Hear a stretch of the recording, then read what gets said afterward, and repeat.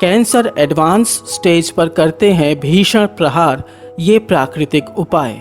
जब शत्रु प्रबल हो और लड़ने के लिए समय भी अफरात ना हो तो बहुत ज़बरदस्त मोर्चाबंदी करनी पड़ती है शत्रु को कुचल डालने के लिए। कैंसर यानी कर्कट रोग इसी स्तर का शत्रु है और ख़ासकर अगर ये बढ़कर एडवांस स्टेज में पहुंच गया हो तो कोई भी बीमारी चाहे कितना भी खतरनाक रूप पकड़ ले, लेकिन 3 काम करने से उस पर निश्चित काबू पाया जा सकता है। और वो 3 काम हैं: सही दवा का चुनाव, उचित परहेजों को नियमित करना, बीमारी से जीत जाने की तीव्र इच्छा का मन में होना। ये तीनों काम बराबर के महत्वपूर्ण हैं, क्योंकि बिना परहेज के सही दवा अपना फुल रिजल्ट नहीं दे पाती है और सिर्फ परहेज करने से बीमारी पूरी तरह से ठीक हो जाए ये भी ज़रूरी नहीं है। किंतु किसी मरीज का मन यदि पहले से ही हार मान बैठा हो तो उस निराशा की वजह से शरीर में बहुत से हानिकारक हार्मोन्स पैदा होने लगते हैं जो उस बीमारी को और ज़्यादा उग्र होने में मदद करते हैं। इसलिए जो कहावत है कि मन के हारे हार है, मन के जीते जीत, एकदम सही है।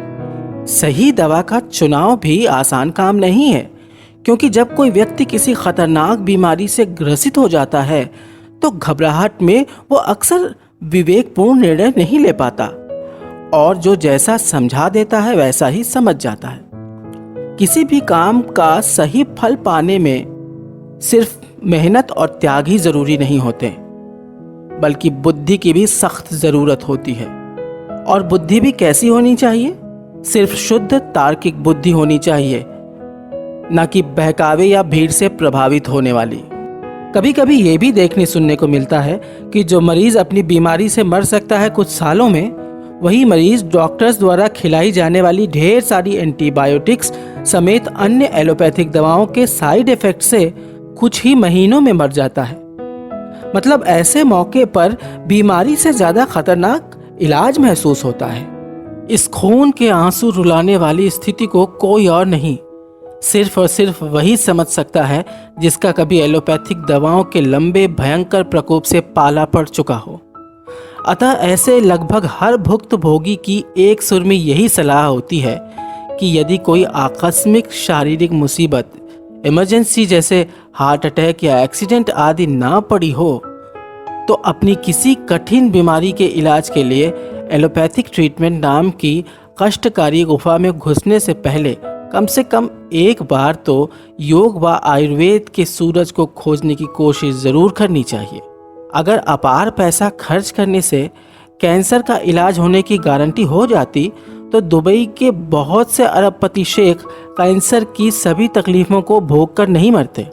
ध्यान रहे, परम आदरणीय हिंदू धर्म में योग और आयुर्वेद की ताकत सिर्फ बीमारियों के नाश तक ही सीमित नहीं बताई गई है, बल्कि योग से किसी इंसान की सर्वोच्च उपलब्धि अर्थात अनंत ब्रह्मांडों के निर्माता ईश्वर के ही समान दिव्य रूप की प्राप्ति को भी बताया गया है। आयुर्वेद पुनः विश्व में अपना खोया हुआ अखंड साम्राज्य प्राप्त करने की दिशा की ओर तेजी से अग्रसर हो रहा है, जिसे साबित करता है अमेरिका और यूरोपियन देशों से भारत आकर योग आयुर्वेद से अपनी कठिन बीमारियों का इलाज करवाने वाले मरीजों की संख्या में होने वाला तेज इजाफा। आखिर अमेरिका व यूरोपियन देशों जैसे विकसित देशों से मरीज अपना इलाज करवाने कई समंदर पार भारत के विभिन्न योग व आयुर्वेदिक संस्थानों में क्यों आ रहे हैं? इसके 2 ही कारण मुख्य हो सकते हैं। पहला कारण हो सकता है कि उनकी किसी असाध्य बीमारी का परमानेंट इलाज आज के मॉडर्न साइंस की एलोपैथी में हो ही ना। कैंसर के कुछ केसेस में कन्वेंशनल कीमोथेरेपी, सर्जरी व रेडिएशन ट्रीटमेंट आदि तरीके से ठीक हुए मरीजों में ये बीमारी फिर से लौटने की संभावना बनी रहती है। तथा दूसरा कारण ये भी हो सकता है कि उन्हें अपनी किसी कठिन बीमारी से मुक्ति पाने के लिए एलोपैथी की तुलना में योग आयुर्वेद ज़्यादा आसान व बेहद कम कष्टकारी तरीका लगा हो। जबकि भारत में आज भी बहुत से भारतीयों को लगता है कि अमेरिका के बड़े बड़े हॉस्पिटल्स में शायद कोई बेहद अनोखा दिव्य चमत्कारी टाइप का इलाज होता है। इसलिए योग और आयुर्वेद से अपनी सभी कठिन बीमारियों में निश्चित आराम पाया जा सकता है, बशर्ते किसी मरीज की योग और आयुर्वेद के सही जानकार से मुलाकात हो पाए। अतः अब ये आपकी जिम्मेदारी है कि अगर आप वाकई में अपने किसी सगे जिसे कैंसर जैसी कोई कठिन बीमारी हो के लिए दिल से समर्पित हैं, तो उसके इलाज के लिए धरती आसमान एक कर दीजिए, पर कहीं ना कहीं से योग आयुर्वेद के सच्चे जानकार को खोज निकालिए। ये ज़रूरी नहीं कि ऐसे जानकार आपको सिर्फ किसी बड़े योग आयुर्वेदिक संस्थानों में ही मिल सकें, क्योंकि इस धरती का कोई भी कोना वीरों और विद्वानों से कभी भी शून्य नहीं हो सकता है। अतः ऐसे जानकार हो सकता है आपको शहर के आसपास किसी छोटे से गांव में ही आपको मिल जाएं, पर हाँ, खोजने में इतने भी आतुर ना हो जाएं कि आपको नीम हकीम और सच्चे जानकार में अंतर ही समझ में ना आए। भारत में अभी भी नीम हकीमों का नेटवर्क बहुत बड़ा है, जिनके चंगुल में फंसकर परेशान होने वालों का आयुर्वेद से भरोसा ही उठ जाता है। इसलिए ऐसे ढोंगियों से बचना चाहिए। 4 औषधियां हैं जिनका नाम सभी लोगों ने सुन रखा होगा, इसलिए शायद उनके फायदों के बारे में कई लोगों को थोड़ी या बहुत शंका हो सकती है। तो इस शंका को दूर करने का एक ही उपाय है कि सभी परहेजों को निभाते हुए और बिना कोई नकारात्मक विचार मन में लाए हुए खुद कैंसर का मरीज इन औषधियों का लंबे समय तक नियमित प्रयोग करे, तो उसे निश्चित आश्चर्यजनक अनुभूति होगी। पहली दवा का नाम है पुनर्नवा, जो कि पहले गांवों में बहुत आसानी से मिल जाती थी, पर अब ये इतनी आसानी से नहीं मिल पाती है। पुनर्नवा में भी सिर्फ एक प्रजाति विशेष फायदेमंद है। इस औषधि का नाम पुनर्नवा इसलिए ऋषियों ने रखा क्योंकि ये प्रतिकूल मौसम की मार से बार बार सूखने के बावजूद फिर से हरी भरी अर्थात नई हो जाती है, और अपने इसी कायाकल्प करने के दुर्लभ गुण को ये बीमारी से जीर्ण शीर्ण हो चुके मानव शरीर को प्रदान कर फिर से उसे धीरे धीरे नया अर्थात पूर्ण स्वस्थ बनाने लगती है। पुनर्नवा चूंकि अब आसानी से नहीं मिलती है, इसलिए इसे बाजार से टैबलेट फॉर्म में भी खरीदा जा सकता है। इसे मरीज को वैद्यकीय परामर्श अनुसार देना चाहिए। कैंसर की भीषण शत्रु दूसरी दवा है भारतीय देसी गाय माता का गोमूत्र, जो कि लगभग आधा कप की मात्रा में कैंसर के मरीज को रोज सुबह खाली पेट देना होता है और फिर आधे घंटे तक कुछ भी नहीं खाना पीना होता है। सादा गोमूत्र पीने में दिक्कत हो तो उसमें गुड़ मिलाकर भी पिया जा सकता है। गोमूत्र के फायदे अनंत हैं, इसी वजह से इसे दुनिया की सबसे रहस्यमय दवा भी कहा जा सकता है। साक्षात ब्रह्मा, विष्णु, महेश व माँ लक्ष्मी, सरस्वती व काली जी को अपने शरीर में धारण करने वाली देसी गाय माता की सबसे कीमती चीज़ उनका मूत्र होता है, जिसके फायदे के बारे में हम पहले भी कई लेखों में प्रकाशित कर चुके हैं। शुद्ध देसी गाय माता का शुद्ध गोमूत्र रोज रोज मिल पाना आसान काम नहीं है, इसलिए इसे भी पतंजलि से दिव्य गोधन अर्क नाम से खरीदा जा सकता है। तीसरी दवा है तुलसी पंचांग। अगर तुलसी पंचांग ताज़ी अवस्था में रोज रोज न मिल सके तो कम से कम तुलसी की ये 3 चीज़ें, 7 तुलसी पत्ती, थोड़ी सी तुलसी मंजरी व थोड़ी सी तुलसी जड़ को आपस में पीसकर लुगदी जैसा बनाकर रोज सुबह 10 बजे मरीज को खिलाना है। तुलसी जड़ किसी भी मामले में तुलसी पत्ती व तुलसी मंजरी से कम फायदेमंद नहीं होती है।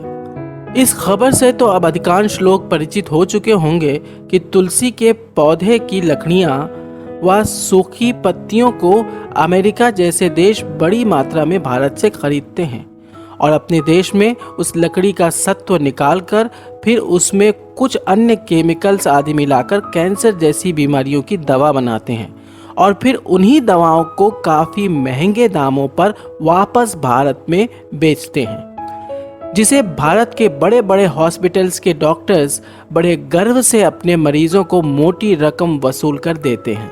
अगर इन्हीं डॉक्टर्स से कहा जाए कि मरीज को इतना घुमा फिरा कर जब तुलसी ही देना है तो सीधे ताज़ी अवस्था में ही दे दो, लेकिन पूरी उम्मीद है कि वे ऐसा करेंगे नहीं, क्योंकि अब ये तो कोई भी बुद्धिमान व्यक्ति समझ सकता है, ऐसा करने में उन्हें दो बड़े नुकसान होंगे। पहला तो ये कि ऐसे डॉक्टर्स की खुद की अच्छी खासी कमाई सीधे सीधे मारी जाएगी, और दूसरी ये कि ऊपर से पढ़े लिखे पर अंदर से ऐसे मूर्ख भारतीय, जिन्हें जब तक इंग्लिश भाषा में लिखी रंग बिरंगी टैबलेट्स कैप्सूल्स खाने को ना मिले, तब तक वो किसी इलाज को सही नहीं बल्कि फर्जी मानते हैं। बिदक कर भाग के दूसरे डॉक्टर के पास अपना इलाज करवाने चले जाएंगे। सदियों की गुलामी का आज भी बहुत गहरा मानसिक असर देखने को मिलता है उन भारतीयों के रूप में जो अंग्रेज़ों की पैथी अर्थात एलोपैथिक दवाओं को खा खा कर अपना शरीर छलनी तो कर लेंगे, लेकिन क्या मजाल कि योग आयुर्वेद के सही विद्वान को खोजने की जहमत उठाएंगे।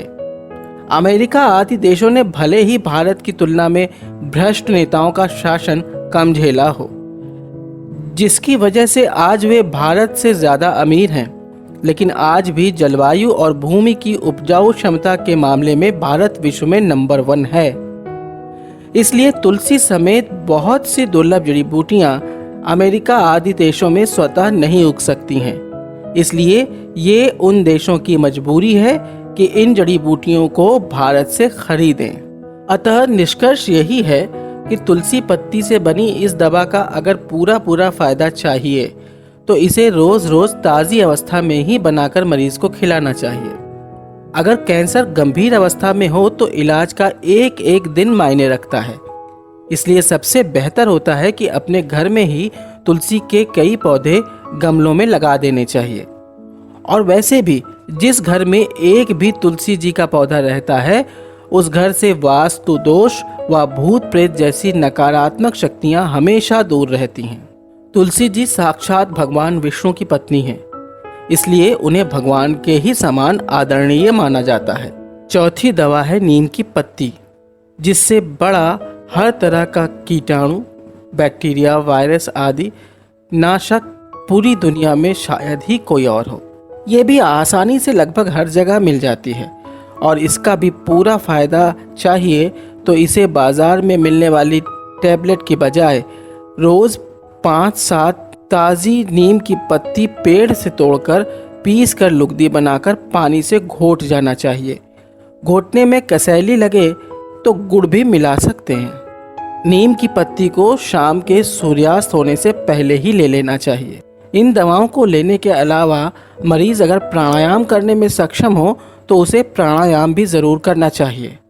2 मिनट से लेकर अपनी सुविधा अनुसार 1 घंटा तक सुबह शाम प्राणायाम किया जा सकता है। प्राणायाम को उचित समय तक प्रतिदिन करने पर तो ये गारंटी हो जाती है कि तेज़ी से फैलता कैंसर लगभग तुरंत ही रुक जाता है और फिर धीरे धीरे घटने भी लगता है।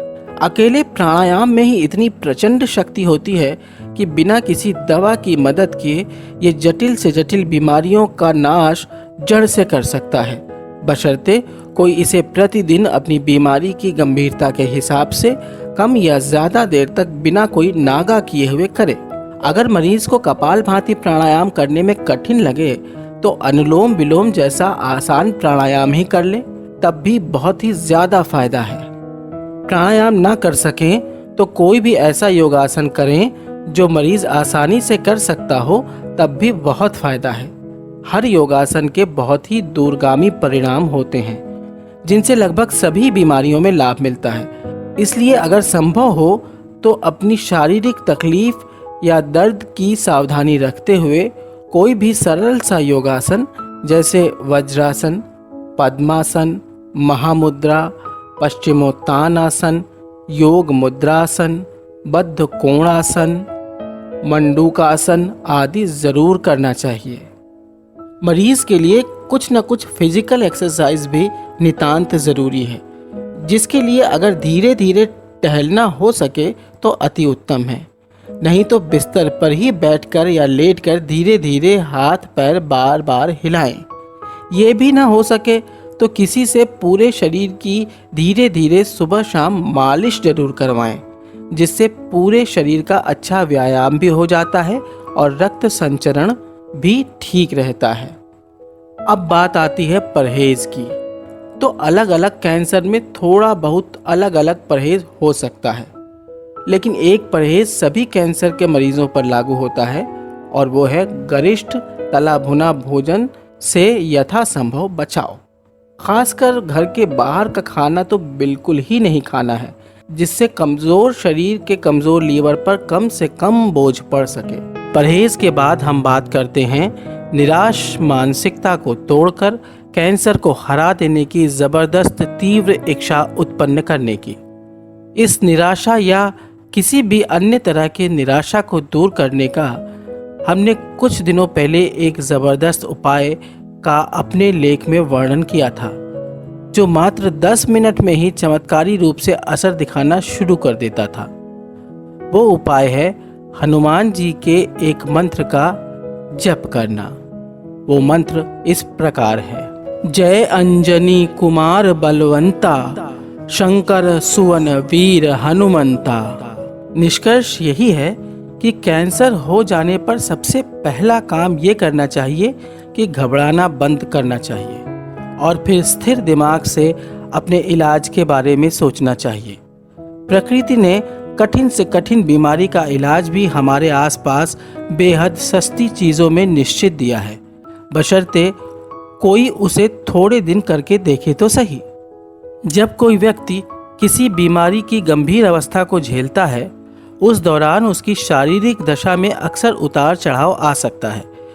तो ऐसे में कई बार देखा गया है कि कई बड़े बड़े हॉस्पिटल्स के डॉक्टर्स भी अपनी गलत जानकारी वश या अपने किसी स्वार्थ के लालच वश गलत सलाह भी दे सकते हैं, जो हो सकता है भोले भाले व घबराए हुए मरीज के परिजन शायद समझ ही ना पाएं। तो ऐसे में सावधान रहने की ज़रूरत है और अगर मौका हो तो किसी एक ही चिकित्सक की सलाह पर कोई कठोर निर्णय लेने से पहले दूसरे चिकित्सक की भी सलाह ले लें। तथा कोई मरीज यदि ईश्वर के ही बनाए हुए अन्य जीवों जैसे मुर्गा, बकरा आदि को खाता है, तो उसे अपनी कठिन बीमारी में आराम मिलने के लिए कभी भी ईश्वरीय सहायता की उम्मीद नहीं करनी चाहिए, क्योंकि ईश्वर कभी भी ऐसे हत्यारे आदमी को पसंद नहीं करते जो सिर्फ अपने स्वाद के लिए निरीह जीवों की लाश खाते हैं। इसलिए अपना भला चाहने वालों को मांसाहार का तुरंत त्याग कर देना चाहिए।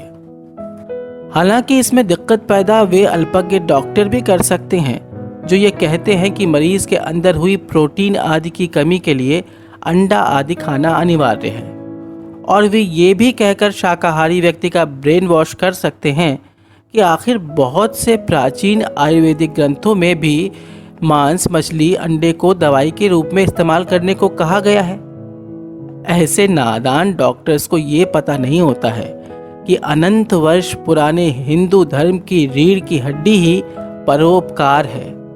इसलिए कैसे इसमें मांसाहार को सही व जायज ठहराया जा सकता है? ये सब बुरी बातें तो जबरदस्ती क्रूर मुगल शासकों के शासनकाल में और अंग्रेजों के शासनकाल में कई भारतीय धर्म ग्रंथों में हिंदुओं का ब्रेन वॉश करने की साजिश के तहत लिखी गई थी। इसलिए ये अनुभूत सत्य है कि किसी भी मरीज के अंदर आई प्रोटीन, विटामिन आदि की पूर्ति के लिए कतई मांसाहार की जरूरत नहीं है। दोस्तों, अगर आपको ये वीडियो पसंद आया हो तो इस वीडियो को लाइक करें और चैनल को सब्सक्राइब करें और बेल आइकन को दबाना ना भूलें